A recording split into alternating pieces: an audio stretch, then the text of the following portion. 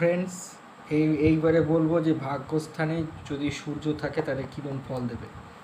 ভাগ্যস্থান হচ্ছে নৈসর্গিকভাবে সূর্যেরই কারক, অর্থাৎ ভাগ্যস্থানে থাকলে রবির প্লেসমেন্ট খুব ভালো ফল দেবে। আমি কি বলেছিলাম, রবির জন্য সব থেকে বেস্ট প্লেসমেন্ট হচ্ছে 10th house, 11th house, 9th house, 6th house and 5th house. 5, 6, 9, 10 এবং 11, এইটা হচ্ছে এই 5টা ঘর হচ্ছে সূর্যের জন্য সব থেকে বেস্ট প্লেসমেন্ট। তো সব থেকে বেস্ট প্লেসমেন্টে তিন নম্বর যেটা বেস্ট প্লেসমেন্ট সব থেকে বেস্ট হচ্ছে 10th, তারপরে হচ্ছে 11th, তারপরে হচ্ছে 9th।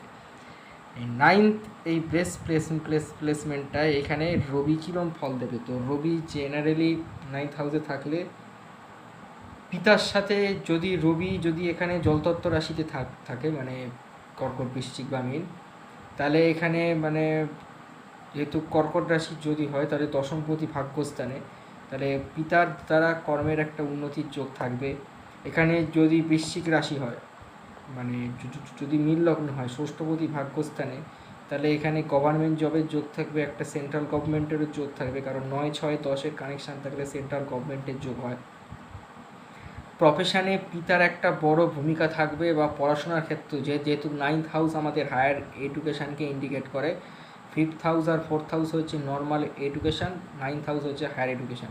হায়ার এডুকেশান হবে, পিতার সাথে সম্পর্ক ভালো থাকবে, পড়াশোনার ক্ষেত্রে পিতার একটা বড় যোগদান এবং পিতার ব্যবসা, পিতার মানে জীবনে পিতার ভূমিকা সব থেকে বেশি থাকবে বলতে গেলে। চাকরি বাকরি বলো, ব্যবসা বলো, বাণিজ্য বলো, পড়াশোনা বলো, সব দিক থেকেই। 9th হাউসে যদি রবি বস থাকে এবং এই রবি যদি কোনোভাবে দ্বাদশপতি দ্বারা দৃষ্ট হয় বা নবমপতি দ্বারা দৃষ্ট হয়, তাহলে বিদেশ যাত্রারও কিন্তু যোগ তৈরি হয়। অবশ্যই সেখানে 4th হাউসকে ড্যামেজ হতে হবে। ওকে, 9th হাউসে রবি থাকলে রবি এটা ভালো প্লেসমেন্ট, নাম যশ খ্যাতি মোটামুটি ভালোভাবেই হয়।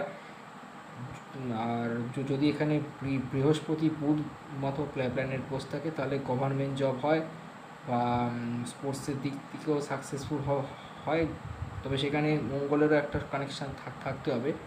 ওকে।